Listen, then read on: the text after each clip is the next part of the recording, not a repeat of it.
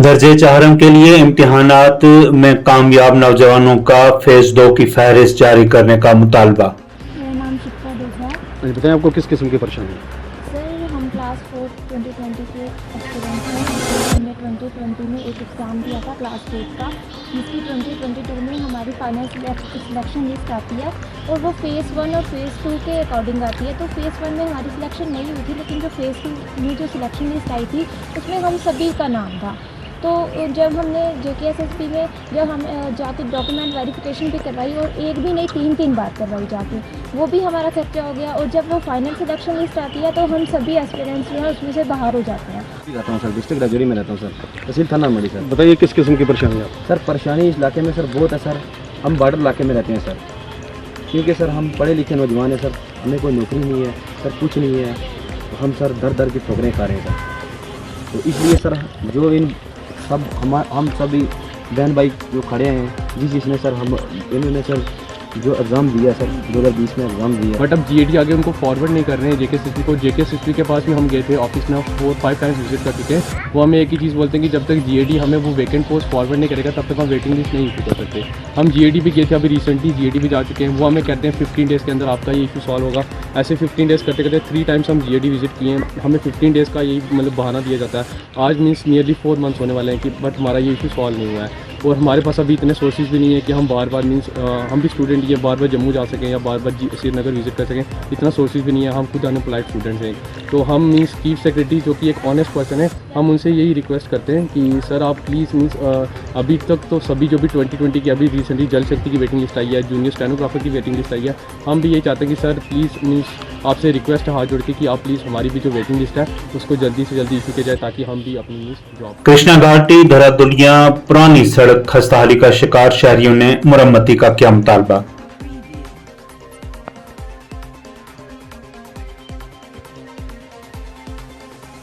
मेरा नाम आशिक हुसैन है। ये रोड जो है कृष्णा घाटी से ये तराटी और धरादुलिया के बीच में पड़ती है। ये कम से कम मैं 8-9 साल से इस रोड पे चल रहा हूँ। तो अभी आते हुए सर मेरा रास्ते में मतलब गाड़ी भी पलटी हो गई। तो ये रोड सर बहुत ज़्यादा ख़राब है इधर। इसमें खड्डे इतने हैं कि सिंगल सवारी जो है, सिंगल बाइक जो है लेके नहीं चल सकता आदमी।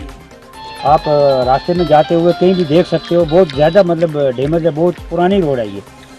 मैं तो यही रिक्वेस्ट करूंगा DC साहब से कि जल्द से जल्द सर इसके ऊपर रुख पड़ी जाए तो आने जाने में थोड़ा सर आसानी होगी।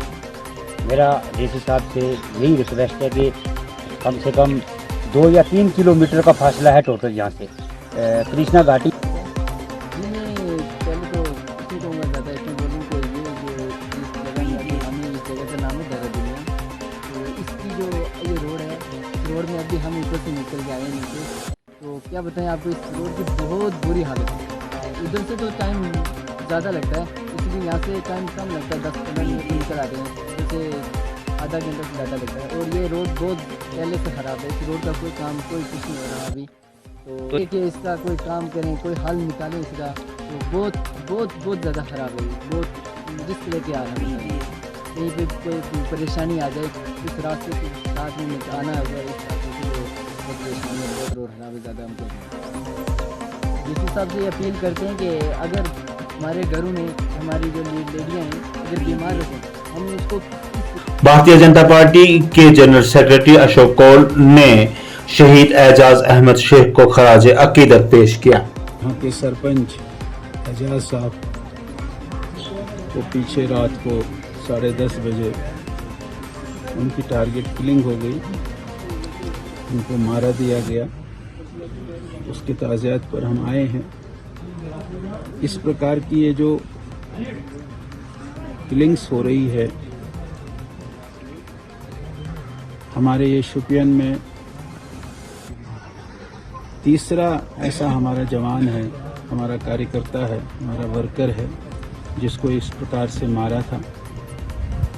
हैदर नूरानी के बाद गौहर और गौहर के बाद ये एजाज। इसका बदला हमारी एडमिनिस्ट्रेशन, हमारा सरकार जो है ये ज़रूर ले लेगी। जिस आदमी ने ये कृत्य किया है, ये काम किया है, उसको छोड़ेंगे नहीं। उसको ज़रूर आइडेंटिफाई करके उसको मौत के घाट ज़रूर उतारेंगे। लेकिन हम यहाँ इस परिवार के साथ छोटे छोटे बच्चे, 3 बच्चे हैं, उनकी पत्नी है, उनकी माँ है जो विधवा है, पिता नहीं है इनके, और ये एजाज इस परिवार को चलाता था। हमारी ये जिम्मेवारी है और हमने इनको आश्वासन दिया है कि हम इस परिवार को चलाने के लिए अपनी ओर से भी भरपूर सहयोग करेंगे और सरकार से भी ये गुहार लगाएंगे और सरकार से भी कहेंगे कि इनकी जम्मू पुंछ कौमी शाहराह पर रमेड़ी में चाय के स्टॉल में आग की वारदात, लाखों का नुकसान। इंतजामिया से गरीब शख्स की इमदाद करने का भी किया गया मुतालबा। पूरी कोशिश जो है यहाँ पर फायर ब्रिगेड के द्वारा की जा रही है। क्योंकि एक गरीब का नुकसान हुआ है, लाखों का नुकसान हुआ है, घर की नुकसान भी उसमें हजारों का नुकसान था। साथ में आप देखेंगे इसकी तस्वीरें कि एक बहुत दुर्भाग्यपूर्ण रहता है जिसमें किसी गरीब ने अपना आशियाना बनाया था। धन्यवाद भी करेंगे जो इमीडिएट जो है वो यहाँ पर आग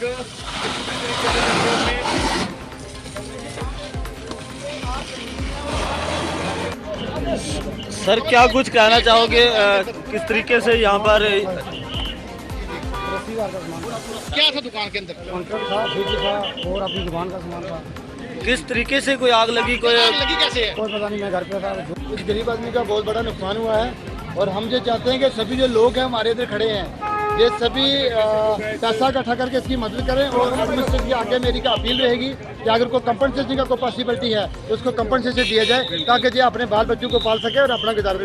जी क्या कहेंगे? बहुत दुर्भाग्यपूर्ण है, गरीब ने आशियाना बनाया था अपना रोजी रोटी के लिए। देखिए कि ये बहुत ही गरीब आदमी व्यक्ति था, इस बेचारे ने बड़ी मुश्किल से अपना ये खोखा जो है इसको एस्टेब्लिश किया था। यहाँ पे जितना भी अभी रिसेंटली इसने फ्रिज वगैरह भी लाया था और नुकसान हुआ है।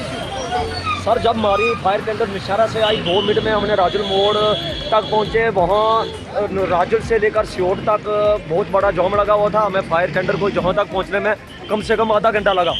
ये जो इलेक्शन की ड्यूटी आए हुए थे जो कर्मचारी, उनकी वजह से जो हमारी गाड़ी आधा घंटा राजुल मोड़ में फंसी रही, उसके कारण फिर कमरिया पार्क गांधरबल में पार्टी कन्वेंशन के दौरान कांग्रेस लीडरों ने खिताब करते हुए बीजेपी को बनाया तनकीद का निशाना। कहा, बीजेपी ने बेरोजगारी, महंगाई का जो बोझ डाला है उसे कौन उतारेगा।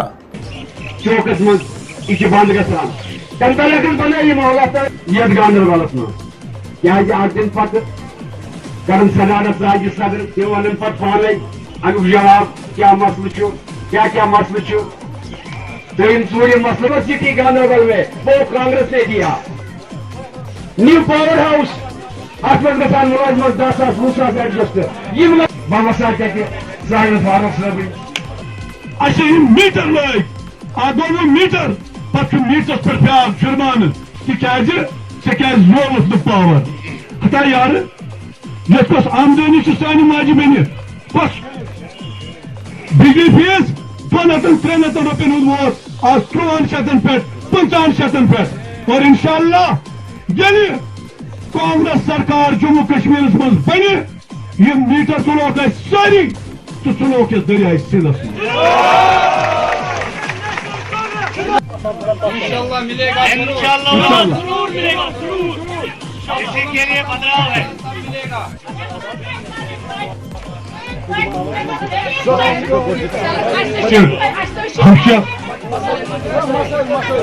बिल्कुल बिल्कुल हम वनकस क्या वनकस 4 हथ 6 रपये 15 किलो ठीक है।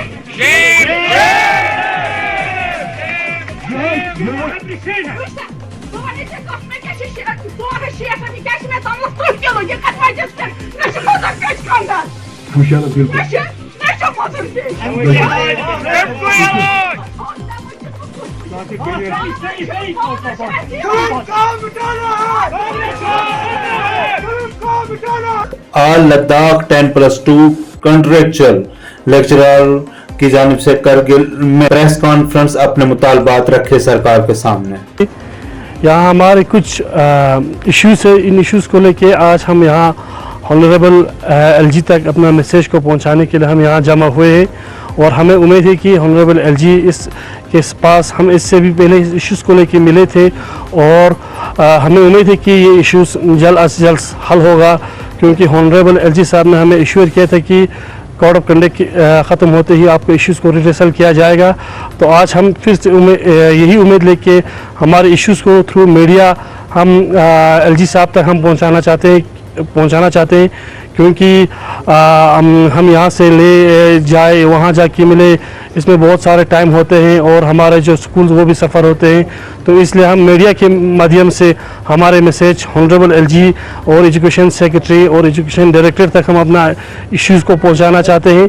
सबसे पहले हम एक डाटा बताते चले कि आप लोगों को कि इस साल एकेडमिक कंट्रेक्चुअल लेक्चरर में 96 करगिल से लिया गया है और ले में 67 लोगों को एडजस्ट किया गया है। लेकिन अभी सेशन का मिड टर्म है कि सेशन अभी चल रहा है, लेकिन अभी कुछ सोर्स से हमें पता चल रहा है कि डिपार्टमेंटल प्रमोशंस होने जा रहा है।